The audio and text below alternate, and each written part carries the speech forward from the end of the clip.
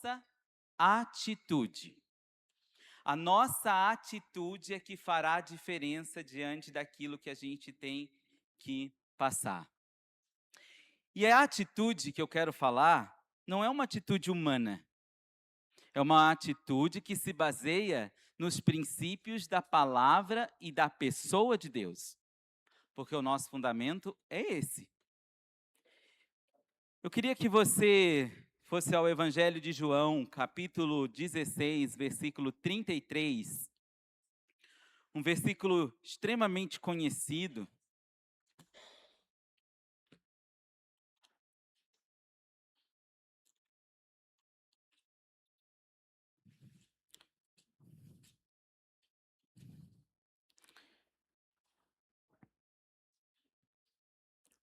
Isso aqui é Jesus falando, e ele diz assim, versículo 33, eu vos preveni sobre esses acontecimentos, para que em mim tenhais paz. Neste mundo sofrereis tribulações, mas tende fé e coragem, eu venci o mundo. Aqui o Senhor Jesus está falando, se a gente perceber, né, a gente analisando, olhando esses versículos, a gente está falando que paz existe na pessoa de Jesus e que no mundo existe tormento. A paz existe na pessoa de Cristo e no mundo, que é o sistema, né, satânico, sistema mundano. Este sistema é um sistema que traz tormento. O mundo jaz no maligno, o mundo está no maligno.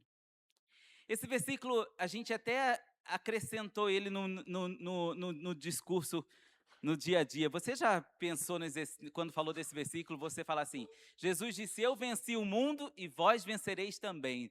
A gente acrescentou mais um pouquinho, né? E vós vencereis também. Eu venci o mundo, Jesus, ele dá um ponto. Ele diz assim, a vitória já foi dada. Eu venci o mundo. O mundo que você está enfrentando, eu venci. Ele já está vencido. Eu já coloquei ele no lugar dele. Em algumas versões diz que no mundo tereis aflições. No mundo terei tribulações. No mundo tereis obstáculos, desafios, seja quais são as batalhas que a gente vai travar, mas ele fala em algumas versões, mas tenham bom ânimo. Que no original é justamente o que a versão King James traz, fé e coragem. Fé e coragem. Tende fé e tende coragem. O que é ter bom ânimo, né? Afinal de contas, nós estamos no mundo, mas o que na verdade é dizer que nós temos que ter bom ânimo? Bom ânimo, primeiramente, não é otimismo. Não é um otimismo. Isso não é bom ânimo. Uma pessoa extremamente otimista, para cima, não quer dizer que ela tem um bom ânimo. Não significa isso.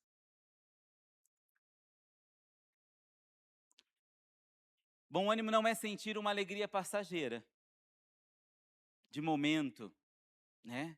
Não. Bom ânimo.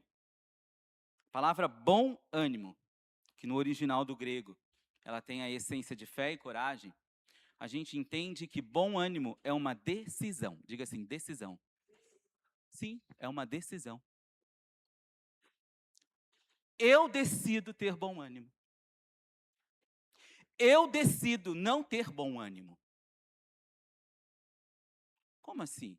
Pois é. A gente vai entender que, primeiramente, quando eu estou afirmando para vocês que bom ânimo é ter uma decisão, é tomar uma decisão, é uma decisão, e é uma decisão de quem? Minha. É uma decisão sua. É uma decisão que nós precisamos tomar. No Antigo Testamento, a palavra bom ânimo, ela aparece em Josué 1:9. Coloca aí Josué 1:9. Que no hebraico,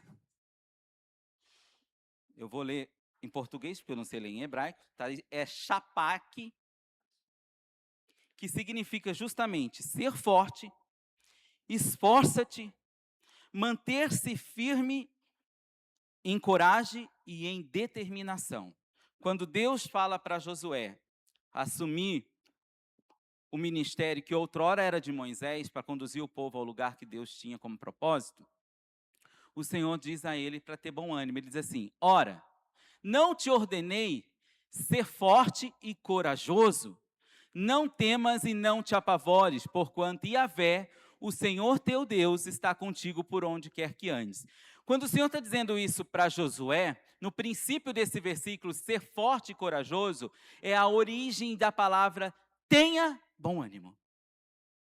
Decida ter bom ânimo. Eu não te disse que você deve decidir ser forte e corajoso? Eu não te disse que você tem que tomar uma decisão de persistir firmemente naquilo que eu tenho como propósito? Eu, Senhor, vou conduzir esta nação através de você ao lugar que eu determinei. Bom ânimo, no hebraico, tem esse significado. E no grego, que é onde nós lemos João 16:33, ele amplia um pouquinho a palavra, no grego chamado eutumel, que significa ter coragem, ficar alegre, e olha que legal a definição no original: não perder o coração diante de um perigo. Ele traz esse sentido no original, quando João 16:33 fala: tem de fé e coragem, tem de bom ânimo. Ele diz assim: não perca seu coração diante de um perigo. Então, nesta manhã, nós temos que tomar uma decisão muito séria, pessoal. Nós precisamos decidir que nós seremos pessoas que servirão ao Senhor com bom ânimo. Nós tomaremos a decisão que nós serviremos ao Senhor com coragem, com alegria. Nós serviremos ao Senhor sem perder o nosso coração diante dos obstáculos e diante dos perigos, das circunstâncias, dos desafios que estarão diante de nós, porque isso é compatível com a caminhada cristã. Você sempre terá obstáculos, desafios, lutas a travar.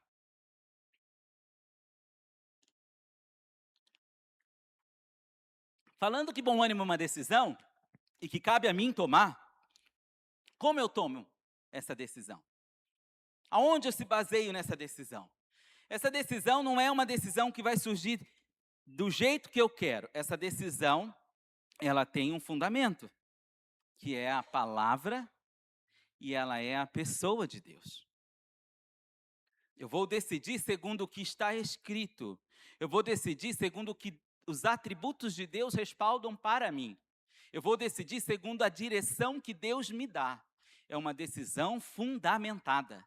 É uma decisão que tem garantia, tem penhor, tem saldo, porque é a palavra, é a pessoa. Então, ter bom ânimo é tomar uma decisão não fundamentada em promessas humanas, ou em conceitos humanos, ou em perspectivas humanas, mas é uma decisão baseada naquilo que a palavra e a pessoa de Deus diz.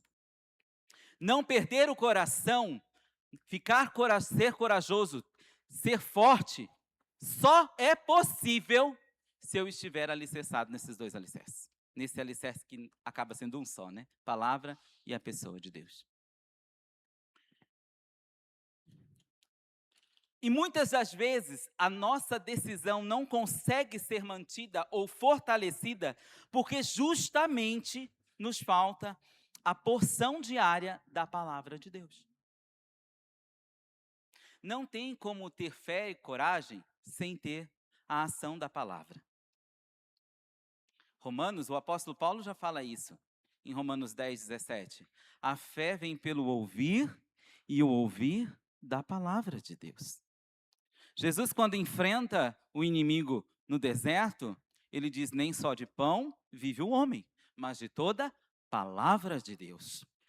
Pedro, em 1 Pedro 1:23, Pedro fala: vós sois regenerados pela Palavra de Deus. A palavra de Deus, ela é o alicerce que faz com que eu não perca o meu coração diante do perigo.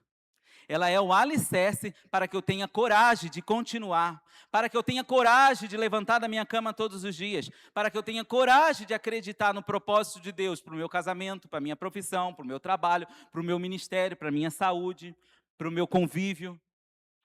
É isso que nos leva a ter o bom ânimo. Fé gera atitude. A fé, ela sempre vai gerar atitude. A palavra vai movimentar. Deus organizou o céu no início, no princípio, que o mundo era sem forma e era vazio. Deus organiza ele pela palavra.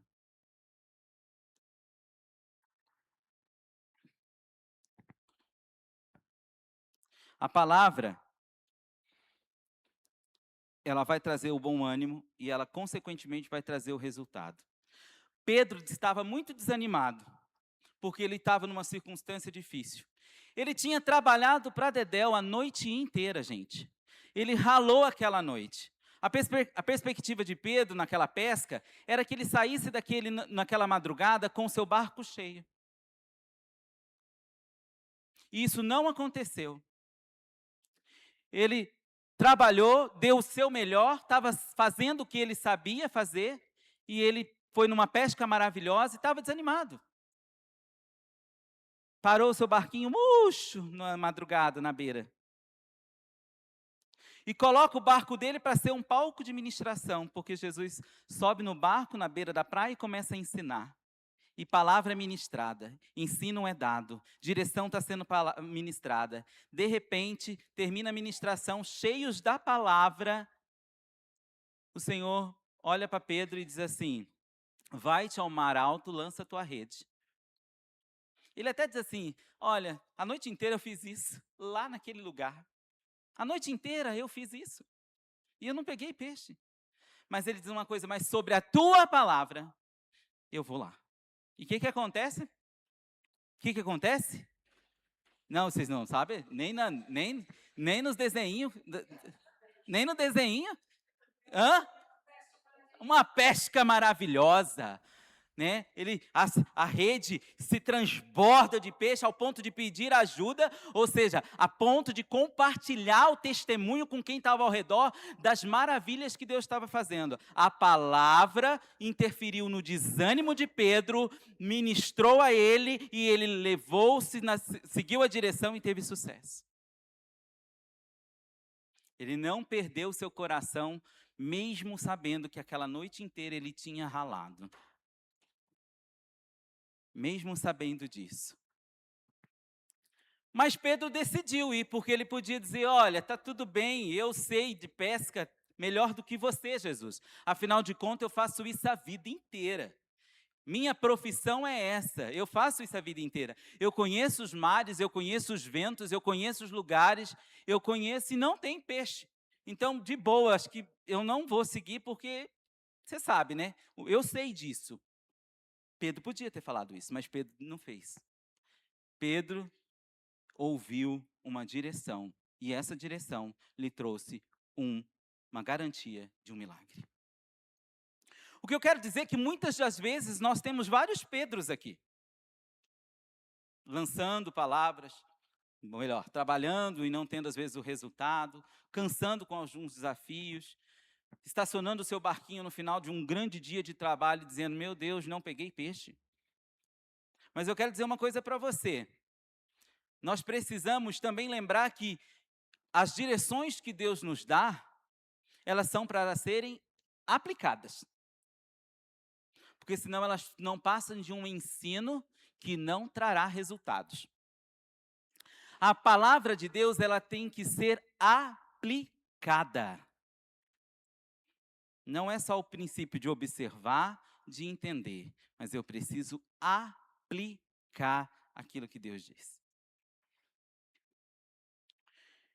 Então, decisão, na verdade, tem a ver com você ter a aplicação daquilo que você está decidindo. Quando você tem que decidir isso? Só agora que você falou que a partir de hoje, nessa manhã, nós vamos tomar uma decisão de ter bom ânimo para com a nossa caminhada com Deus? Não, você vai ter que decidir isso todos os dias, todos os instantes, todos os momentos. Todos os momentos você vai ter que decidir: eu decido não perder meu coração diante do perigo. Eu decido ter coragem. Eu decido ter fé. Eu decido ter determinação. Eu decido. Nós vamos ter que fazer isso. Diante de cada situação, todos os dias. O Salmo 105, versículo 4, ele fala sobre isso. Salmo 105, versículo 4, ele fala de buscar sempre, sempre, sempre, sempre a presença de Deus. Procurai o Senhor e o seu poder, buscai sempre a sua face. Em algumas versões diz, buscai sempre a sua presença. A proteção do cristão está somente na presença. Saiu da presença, nós estamos susceptíveis ao ataque e ao inimigo nos devorar. Existe uma imunidade frequente na nossa vida contra o diabo. Uma defesa constante, impenetrável, presença de Deus. Presença de Deus, ela é impenetrável com a ação do maligno. O maligno não toca na onde tem a presença de Deus. Por isso que a minha decisão é todos os dias, eu preciso buscar sempre a face do Senhor. Eu preciso buscar constantemente a presença do Senhor. O Salmo 63, versículo 1, ele fala em buscar a Deus nas madrugadas. Buscar a Deus nas madrugadas. Há um segredo nisso. Eu confesso que não tenho esse hábito, mas algumas vezes o Senhor me acordou na madrugada para orar por situações. E não é o sentido de que a fila lá está menor, porque tem muita gente dormindo. Então que Deus atende mais rápido. Não é isso. Porque Deus não trabalha com demanda sobre demanda, não. Deus dá conta de tudo. Busca na madrugada porque a fila é menor, você consegue atendimento mais rápido. Não é isso, não. Mas a madrugada, muitas das vezes, está envolvida com sacrifício. Porque dormir é bom, né? Madrugada, muitas das vezes, aquela situação, não do despertamento, quando Deus te acorda e você se incomoda com uma coisa, e vem a memória, que acho que já aconteceu na vida de muita gente, você acorda na madrugada e vem um pensamento de alguém, e você começa a orar, mas aquela coisa assim, durante esta semana, eu vou acordar às 3 da manhã, meu relógio vai despertar com este objetivo, eu irei orar às 3 da manhã. Você entende que isso tem um sacrifício? É diferente, entende? É diferente. E o Senhor, não é troca não, não é troca não. É um coração que demonstra persistência, desejo de, quero te buscar, não sairei daqui sem que o Senhor me atenda. Ó Eterno, Tu és meu Deus, a Ti te busco de dia e de noite, minha alma tem sede de Ti. Só termina aí? Algumas versões, todo o meu ser anela pelo refrigério, essa outra versão, né? Pelo refrigério da tua presença, numa terra árida e exausta e sem água. Te busco de dia e de noite. Algumas versões, te buscarei nas madrugadas. O Senhor, no Sermão da Montanha, ele fala uma coisa. No Sermão da Montanha, o Senhor, ele diz assim, depois de falar dos lírios, dos campos, que nem Salomão se vestiu como os lírios dos campos, que ele alimenta os pássaros, que as plantas são cuidadas por ele. Ele fala, garantindo que nós não teremos necessidade de vestes, nós não teremos necessidade de alimento, nunca nos faltará. Mas ele traz uma essência no capítulo 6, no versículo 33, tá? Ele fala, buscai o Senhor em primeiro lugar. Então, quando que eu decido? Todos os dias. A presença de Deus, ela deve ser buscada todos os dias. Para ter bom ânimo, eu vou precisar entender que o bom ânimo é uma decisão, e o bom ânimo é ter fé e coragem. Eu preciso buscar em primeiro lugar o reino de Deus. Buscar em primeiro lugar o reino de Deus e a sua justiça, e todas as coisas vos serão acrescentadas. Partindo do princípio, mas por que é necessário isso, né? É fácil a gente manter uma constância? Não é. Não é fácil. Criar hábito é uma coisa muito difícil, que requer muitas lágrimas no início. Depois vai, mas requer muitas lágrimas. Mas quando você pode criar vários hábitos na sua vida, e nós precisamos criar o hábito de orar. Por prazer. Nós precisamos criar o hábito de ler as Escrituras por prazer. Nós precisamos criar o hábito de jejuar por prazer.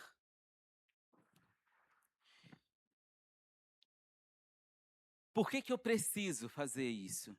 Porque não é fácil você se manter constante no bom ânimo. Sabe por quê?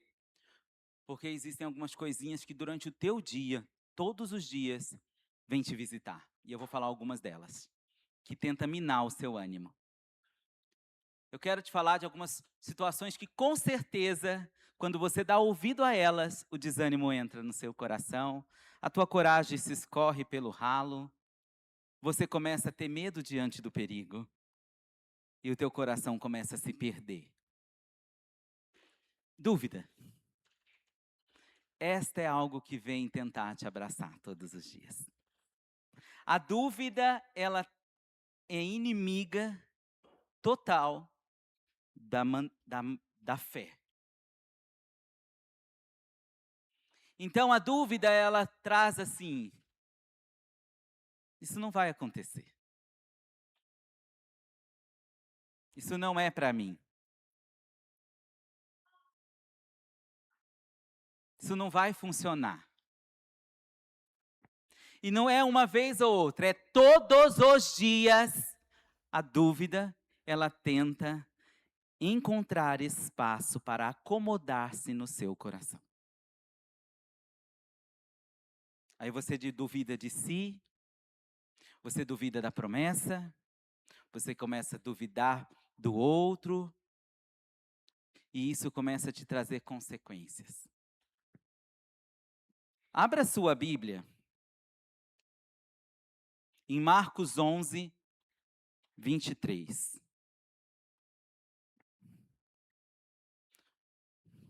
Marcos 11, 23. Diz assim, Jesus falando, ensinando algo aos seus discípulos sobre você enfrentar os obstáculos. E com toda certeza eu vos asseguro que se qualquer pessoa que ordenar a este monte, levanta-te, lança-te no mar, e não houver dúvida no seu coração, mas crer que se realizará o que se pede, assim lhe será feito. Então, eu preciso... Jesus traz alguns princípios muito básicos aqui, né? Nesse texto, imagina ele está ensinando sobre qualquer pessoa que tiver fé, ordenar aquele monte, aquela montanha, saia daqui e passe para lá, não duvidando isso vai acontecer.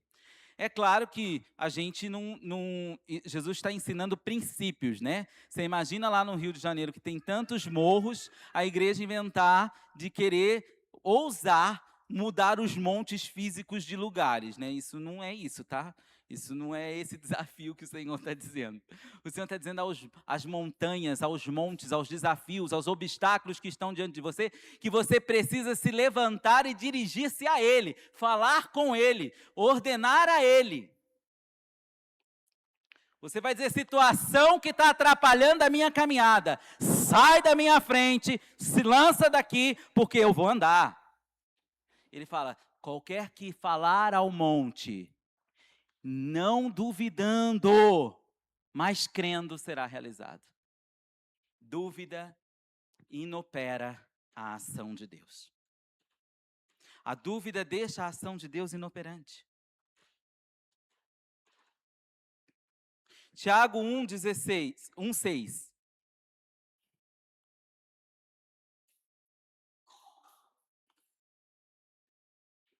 Tiago aqui nos ensina a pedir com fé.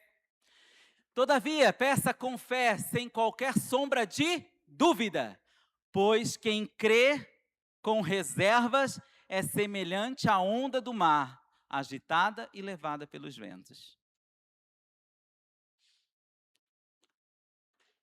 Peça com fé, não duvidando no seu coração.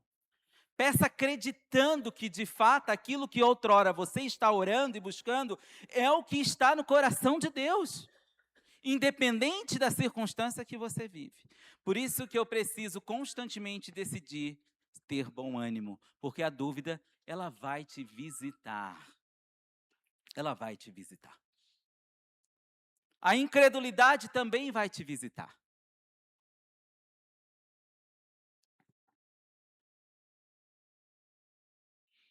Hebreus 3,12 nos alerta a um cuidado.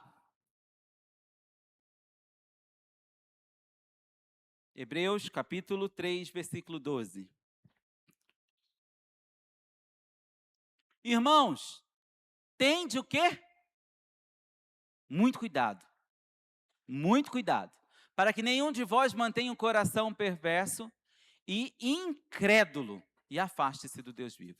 A incredulidade te afasta do Deus vivo. É você dizer assim, eu não creio que isso vai acontecer na minha vida. Eu não acredito na mudança dessa situação.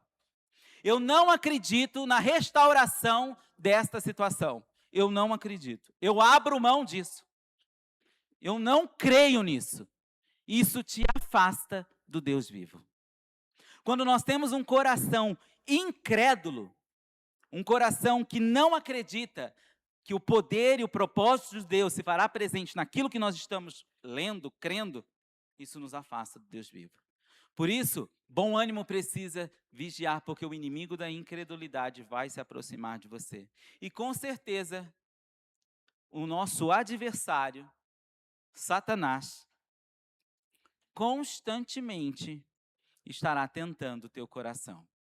Porque ele tem um único propósito para com você. Existe um objetivo muito claro, não tem segredo, já é revelado. Há um único propósito do diabo para com a sua vida. João 10,10 deixa isso muito claro. João capítulo 10, versículo 10 diz, o diabo veio para roubar, matar e destruir. Não pense você que ele não selecionou a mim e a você para esse propósito.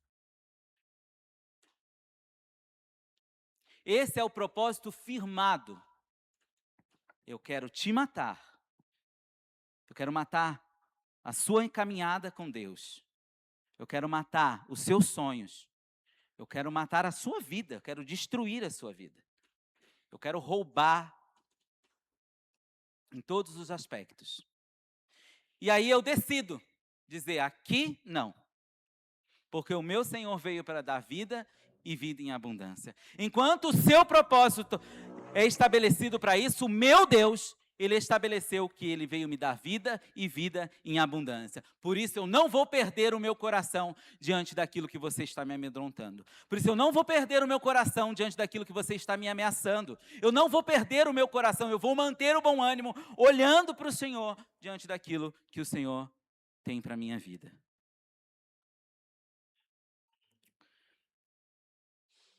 Então nós devemos praticar a decisão do bom ânimo todos os dias, porque todos os dias, eu citei 3 situações, mas existem muito mais. Todos os dias, a dúvida, a incredulidade e o próprio inimigo vai tentar ganhar espaço na sua vida. E se ele ganhar, o resultado é o desânimo. O resultado é se tornar desanimado. Um outro resultado que é importante a gente entender por que a gente tem que praticar a decisão de ter o bom ânimo todos os dias, é porque é apenas nessa decisão que nós vamos estabelecer intimidade com Deus. O bom ânimo, ele estabelece uma intimidade com Deus. Bom ânimo não é para você sair rindo, não, isso não tem nada a ver com bom ânimo. Por isso que eu digo que é uma decisão. Bom ânimo não é ficar sendo motivador, agitador de plateia. Você vai conseguir, você vai vencer, você pode, você tem poder. Não tem nada disso não, filho. Você não pode nada, você não consegue nada, você não faz nada, você não tem poder nenhum. Tudo isso vem de Deus. É dele. Sem ele nada podeis fazer. Bom ânimo não é essas estratégias não, tá? Não estou dizendo isso não. Bom ânimo é um princípio fundamentado na palavra e na pessoa. Ninguém na vida tem bom ânimo se não tiver a presença de Deus, gente. Ninguém. Não existe técnica de motivação para você se manter em pé, não. A única coisa que te mantém em pé é palavra e pessoa de Deus. Se o resto não te mantém em pé. Então, quando você tem a decisão do bom ânimo, você estabelece intimidade com Deus. Intimidade com Deus. Intimidade com Deus é quando Deus olha para a terra e diz assim: você vê meu servo Jó? Você vê ele? Deus respalda. Intimidade com Deus é quando ele olha e diz assim: Maria, tu és bem-aventurada entre todas as mulheres que eu estou vendo na terra, e foi selecionada para ser a mãe do meu filho. Intimidade com Deus é Deus olhar do céu e encontrar destaque na terra. Intimidade com Deus é Abraão ser chamado de amigo. Intimidade com Deus é Davi ser chamado de homem segundo o meu coração. Intimidade com Deus. Eu preciso, quando eu decido ter o bom ânimo, eu estabeleço intimidade com Deus. Intimidade é ter comunhão com Deus. E comunhão é tempo. Diga assim: comunhão é tempo. Isso, é tempo. Comunhão é tempo. Tempo com Deus. Tempo com Deus. Tempo com Deus. Tempo com Deus. Tempo com a pessoa de Deus. Jesus, às vezes, se ausentava dos seus discípulos e ia no monte orar.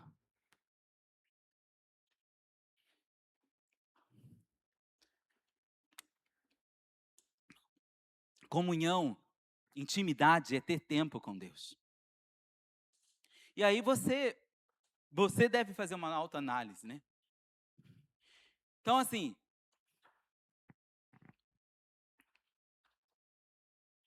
eu preciso de intimidade com Deus.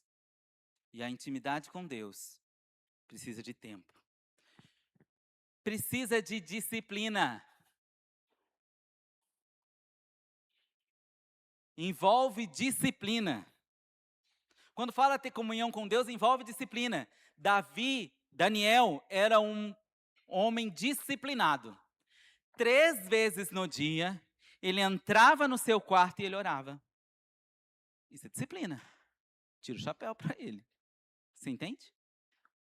Tinha disciplina. Então, intimidade envolve disciplina. Intimidade envolve dizer assim: eu preciso todos os dias, em tal horário, estabelecer. Em tal horário eu vou me disciplinar em fazer isso para com Deus. Envolve disciplina. Intimidade envolve aprofundar-se na palavra. Se aproximar-se da palavra. Envolve você buscar a palavra de Deus. Lida, cantada, né? Ouvindo, escutando. Você se aprofundar ali naquilo que está escrito. Uma das estratégias, pega um versículo da pregação de domingo, um versículo da pregação de domingo, que aquele queimou teu coração, e começa a pensar e declarar ele todos os dias da semana. Começa a meditar nele, dedique tempo naquilo, comece a olhar. Nossa, a palavra do Senhor diz que no mundo eu vou ter tribulação, eu vou ter aflição, eu vou passar por situações, mas o Senhor está dizendo que eu tenho que ter bom ânimo. E aí você permite Deus todos os dias acrescentando no teu coração sobre aquilo. Envolve aprofundar-se na palavra. Intimidade com Deus envolve, meu amado, envolve comunhão com os irmãos, koinonia. A igreja primitiva tinha comunhão. A igreja primitiva estava ali na oração, no partir do pão, estava ali junto. Envolve intimidade com Deus. Estar envolvido nas coisas de Deus. Sabe que eu vou dizer uma coisa para você? Você vai ficar esperto. Isolamento é estratégia satânica. Isolamento é estratégia do diabo para te derrubar. Isolamento é ferramenta do diabo. Não quero, eu vou me isolar, vou sair, estou fora. Cuidado, isolamento é estratégia satânica.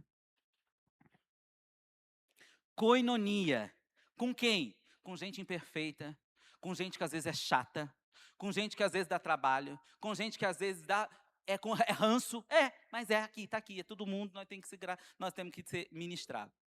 Koinonia, igreja não é lugar de gente perfeita. É lugar de gente restaurada. Eu vou dizer uma coisa para você, meu amado. Na mão do oleiro, o vaso, ou você esteja quebrado, ou você esteja inteiro, mas não saia da mão do oleiro. Ou quebrado ou inteiro, melhor lugar para estar é na mão do oleiro.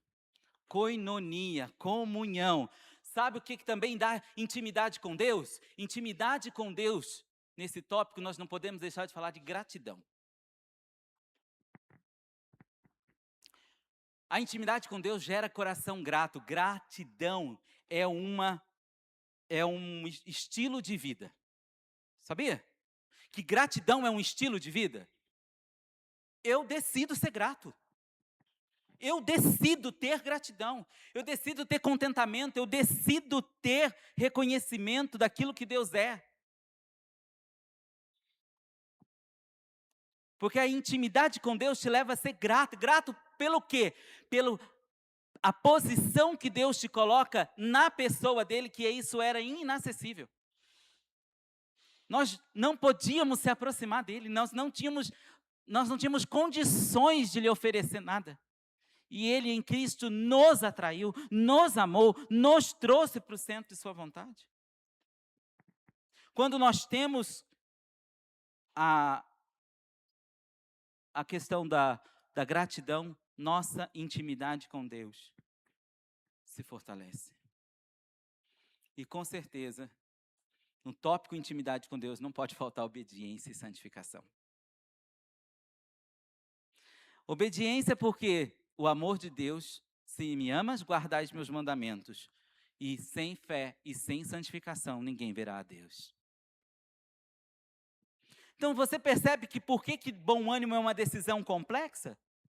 Não é uma coisinha assim, decidir ser otimista com a vida. Não. Bom ânimo, ter fé, ter coragem, não permitir que o seu coração se perca. Você tem algumas coisas que você precisa se posicionar.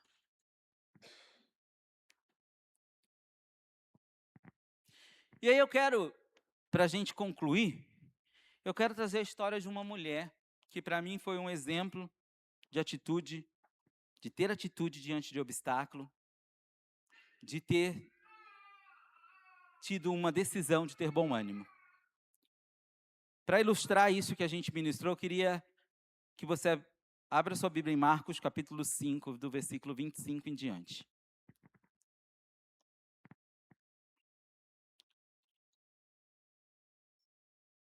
Marcos 5, do 25 em diante.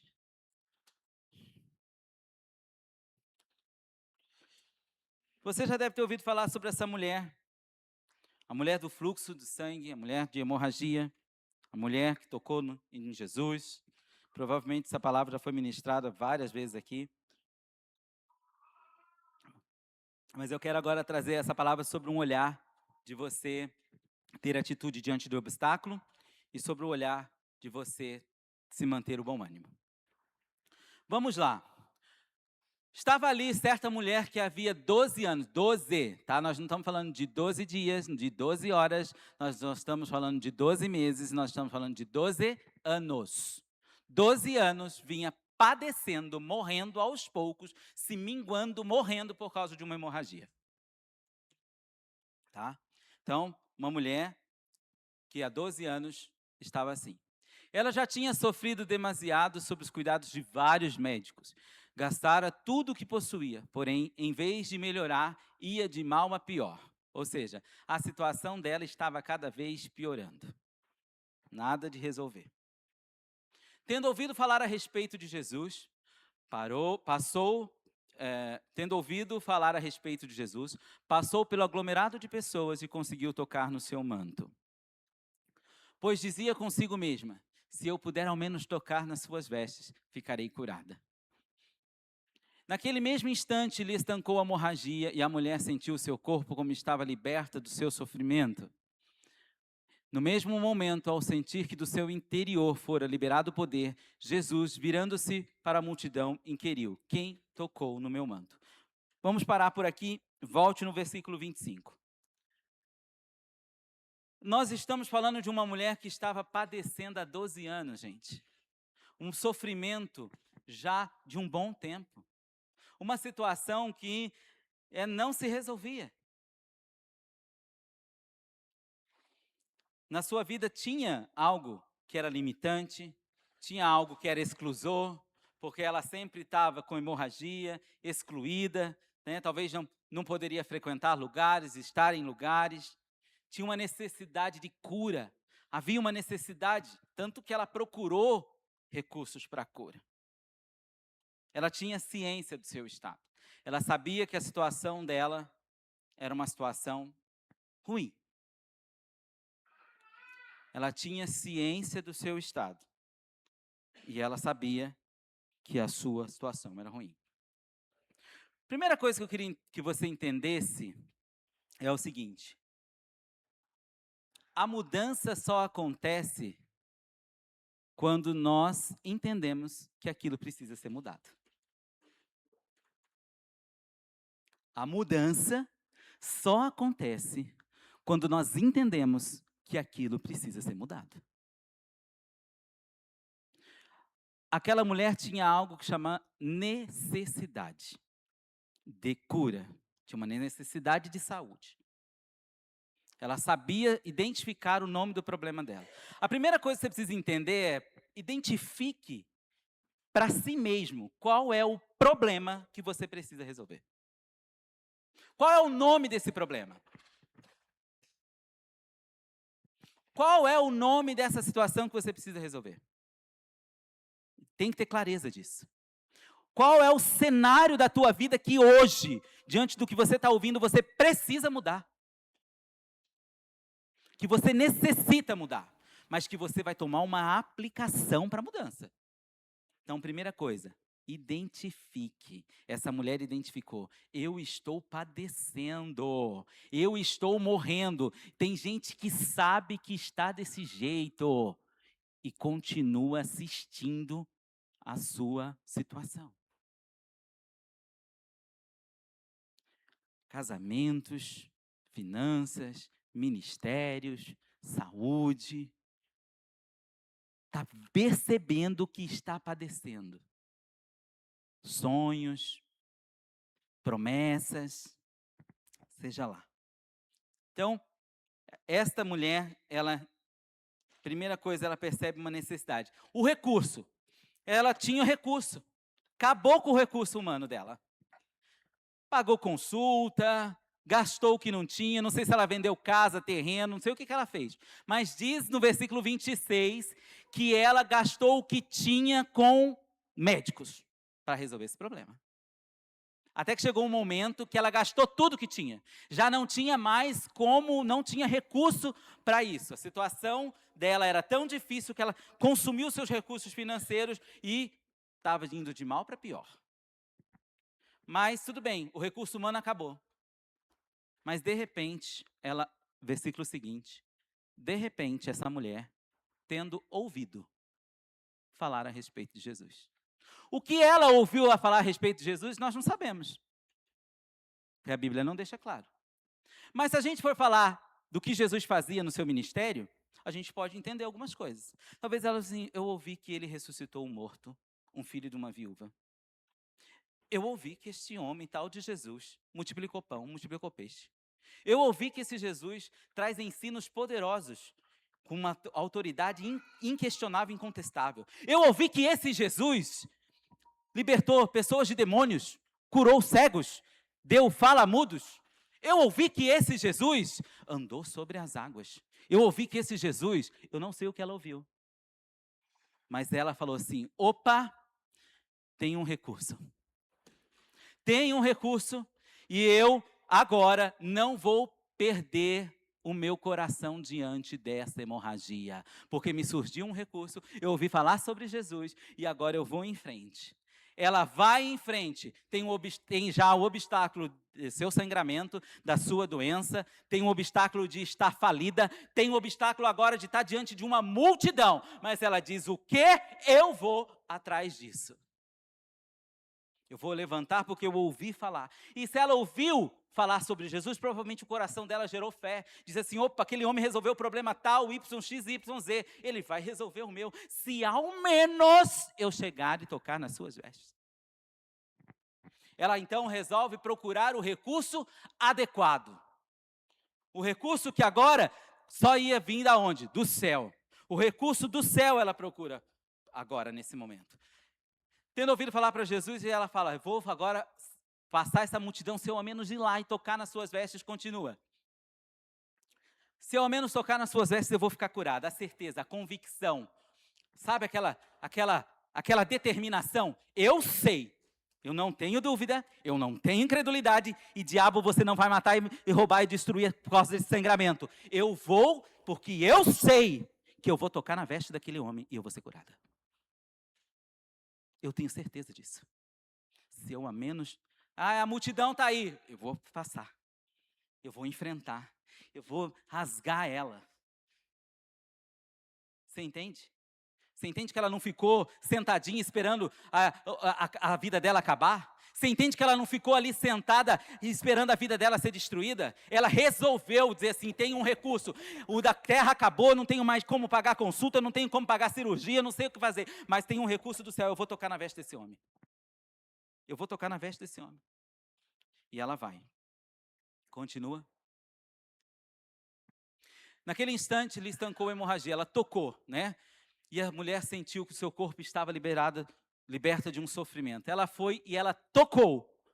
E ela já sentiu um poder curando ela. Seu corpo já foi ministrado por uma manifestação de poder.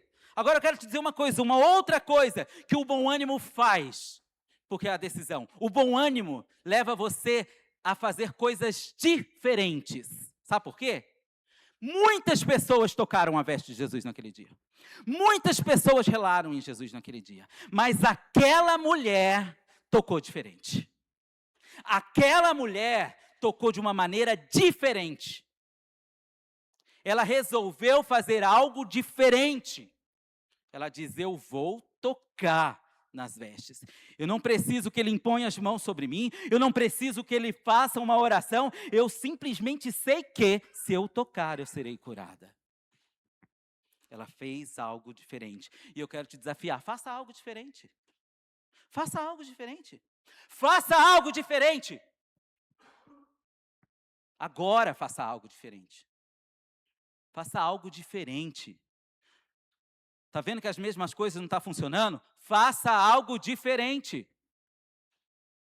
Da tua cabeça? Não, da direção de Deus. Vai, faça algo diferente. Muitos tocaram em Jesus naquele dia, mas Jesus para e diz assim, continua. No mesmo momento, ao sentir que do seu interior fora liberado poder, Jesus, virando-se para o meio da multidão, diz: quem tocou no meu manto? Oh, meu Deus! Ele sentiu, diante de todo mundo relando nele, ele sentiu que dele saiu poder. Quero falar duas coisas aqui. Primeiro, toque, porque tem algo preparado para você. E segundo, o que de você tem saído? Quando as pessoas tocam em você, o que de você tem saído?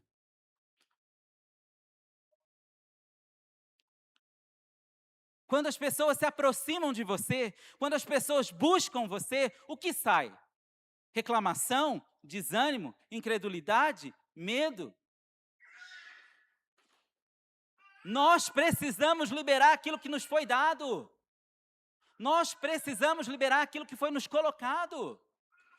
Nós somos ministros do perdão, nós somos ministros do poder, nós somos ministros da restauração, nós somos ministros da manifestação de Deus. Mulheres, curem seus maridos, maridos, curem suas mulheres, pais, curem seus filhos, filhos, curem seus pais. De nós tem que sair manifestação, de nós tem que sair poder. Mas enfim, Jesus percebe, de mim saiu o poder. Quem tocou no meu manto? Quem tocou em mim? Muitos tocaram nele, mas ela foi diferente. Porque ela decidiu dizer o seguinte: eu não vou perder meu coração. Se ainda há uma esperança, eu vou atrás dela. Isso é bom ânimo. Ela disse, eu vou buscar a minha cura. Eu estou morrendo, eu vou ser curado hoje. Ela disse, eu vou vencer esse obstáculo, essa multidão está me impedindo, mas ela não será nada, porque eu tenho um propósito. Eu tenho um objetivo e eu vou chegar nele. Quando vemos, uma postura na direção de Deus, que Deus deu, gera a manifestação do poder. Posicionar na direção que Deus dá, gera a manifestação do poder de Deus. Posicionar na direção que Deus dá, gera a manifestação do poder de Deus. Ela fez isso. Ela se posicionou numa direção. O desanimado não alcança essa manifestação de Deus. Por quê? Porque ele não se posiciona na direção. O desanimado diria o seguinte: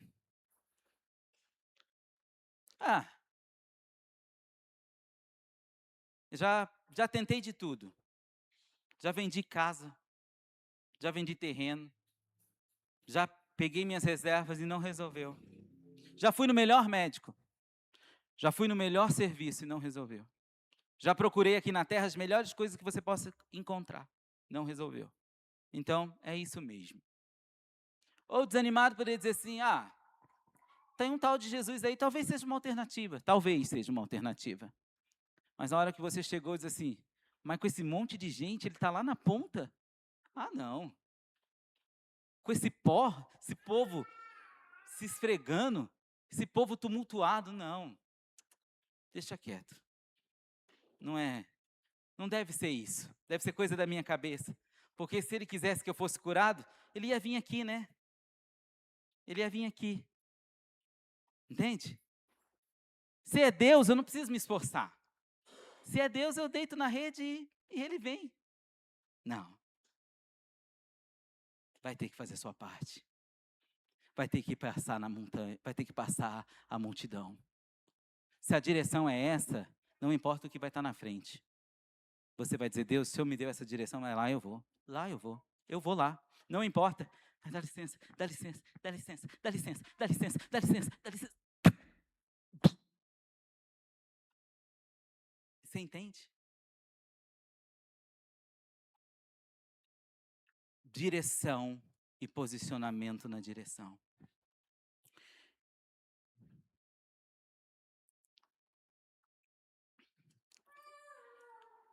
Ela recebeu cura.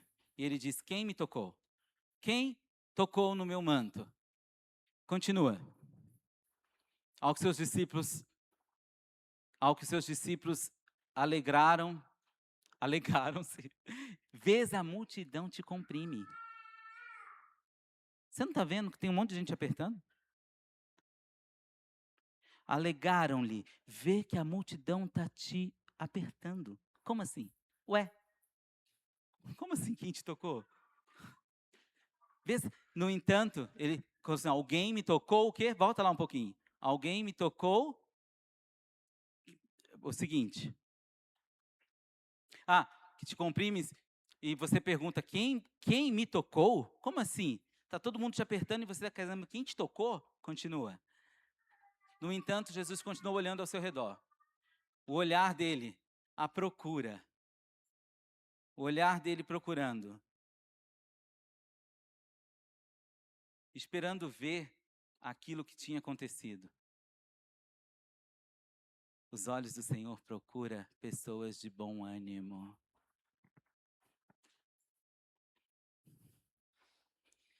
Quem toca diferente é selecionado diferente. Não por acepção de pessoas, mas por conquistar coração. Deus não faz acepção de pessoas. Mas o coração de Deus se derrete a coração quebrantado. Esperando, continua. Então a mulher assustada, porque ela deve ter escutado ele questionando: quem me tocou? Trêmula, sabendo o que lhe havia sucedido, ou seja, eu sei que algo também aconteceu em mim. Aproximou-se, prostrou-se aos seus pés. Prostrar, no original, é adorar. É a mesma coisa que reconhecer. Prostrou-se aos seus pés e declarou a verdade. Ela disse, fui eu, né? Eu te toquei. Continua. Jesus lhe afirmou, minha filha, tua fé te salvou. Vai em paz e esteja liberta do teu sofrimento. Eu quero te dizer uma coisa. Um toque diferente. Um toque diferente. Existe uma manifestação diferente. Um toque diferente, existe uma manifestação diferente. Vamos, como igreja, quebrar a maldição da rotina. Precisamos quebrar a maldição da rotina. Às vezes nós estabelecemos uma rotina da nossa comunhão com Deus. Paulo fala que estar com Cristo é estar em novidade de vida. É viver o novo. É ter o novo. Entre muitos, aquela mulher foi selecionada. Aquela mulher foi anunciada. Porque quando Jesus fala no versículo 34, ele fala, minha filha, a tua fé, ele está dizendo, a tua decisão, a tua postura, a tua atitude, o teu bom ânimo, a tua coragem, a tua iniciativa, a tua perseverança na direção que eu te dei, que você teve, te salvou. Vai em paz. Vai em paz. Eu queria que você se colocasse de pé.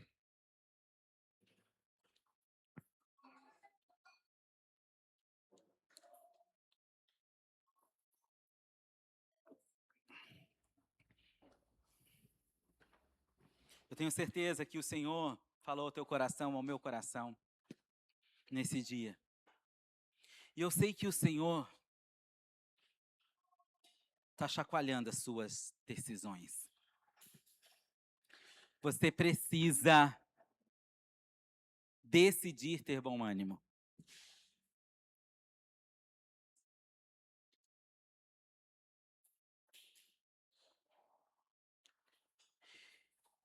E eu quero deixar muito claro aqui uma coisa que talvez você pense e essa mentira tem que ser quebrada.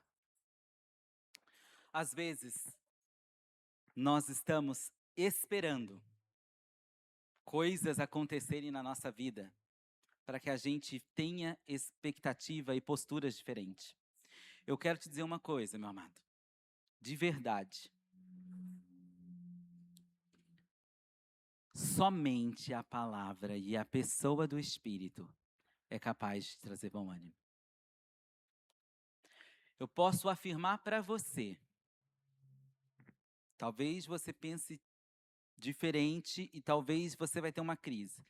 Se você tivesse 6 milhões na sua conta agora,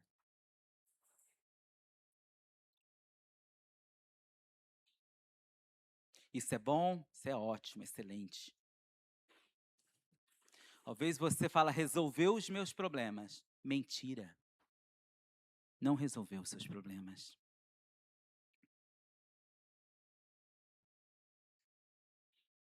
Não resolveu. Milhões em conta não chega aos pés do poder da palavra e da pessoa de Jesus em restaurar as coisas que existem dentro do teu coração. Não compra, não consegue. Você pode dizer assim: realizo isso, vou ter o carro dos meus sonhos, vou ter a casa dos meus sonhos, vou fazer as viagens dos meus sonhos, mas você não vai ser o sonho que Deus projetou para você se não permitir, que a palavra e o Espírito opere aquilo que tem que operar dentro de você. Você ainda terá complexos, você ainda terá rejeições, você ainda terá inferioridades, você ainda terá situações que precisam ser tratadas por Deus. Você entende? Eu não estou dizendo que é ruim, porque eu gostaria muito de ter 6 milhões na minha conta hoje. Mas eu entendo que não é o celeiro que me garante chegar no céu, não é o celeiro cheio. Eu entendo que se naquele dia o meu nome não estiver escrito, não será o meu saldo da poupança que vai me pôr para dentro. Não será o saldo do meu investimento que vai me pôr para dentro. Se naquele dia ele entender que eu não mantive o meu coração guardado do perigo, com fé, coragem e determinação, eu não serei encontrado por ele. Nós podemos ter as duas coisas. Nós podemos ter várias coisas. Mas o propósito de Deus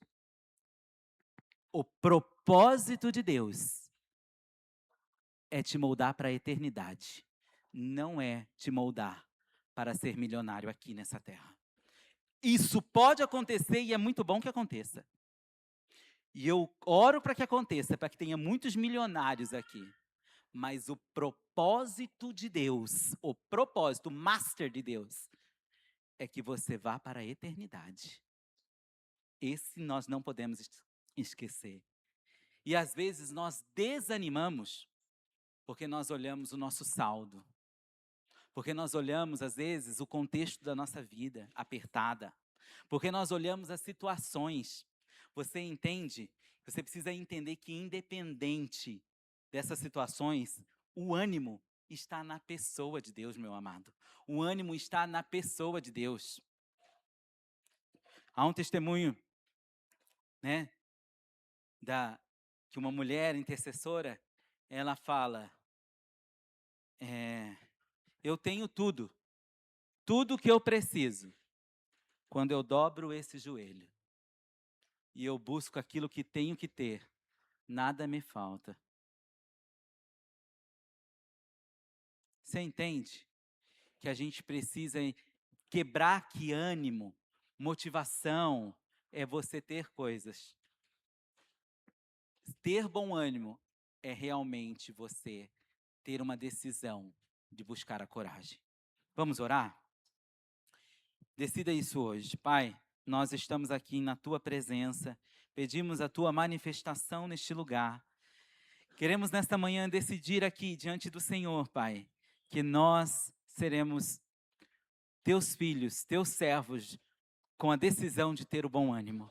Decidimos que o nosso coração não vai se perder diante do perigo, porque nós cremos no Teu propósito, na Tua palavra, na Tua direção para as nossas vidas e as nossas casas. Nós acreditamos no que a palavra diz, nós acreditamos no que a Tua promessa pronunciou, nós cremos na Tua pessoa, e nesta manhã nós Te invocamos como Deus único, como Deus suficiente da nossa história. Senhor, nós Te agradecemos, Pai, porque o Senhor tem buscado em nós um coração de entrega, um coração de viver a intimidade, um coração de viver a comunhão com Deus e com os irmãos, a gratidão, a santidade, a obediência, Senhor. Nós estamos aqui e queremos que o nosso coração se incline para isso. Pai, remove do nosso meio a dúvida, a incredulidade, repreendemos o inimigo como ladrão daquilo que o Senhor tem trazido para nós, ministrado ao nosso coração. Nós repreendemos o mal, Senhor. Repreendemos o isolamento, repreendemos, Senhor, a indiferença. Repreendemos, Pai, o coração indisposto para aquilo que é do Teu propósito, Senhor.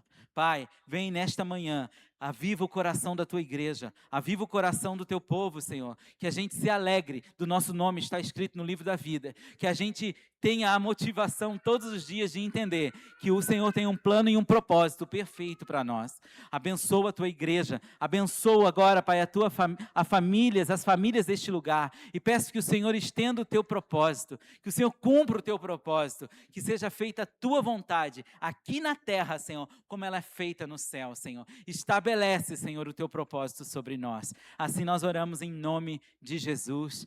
Amém. Amém. Amém?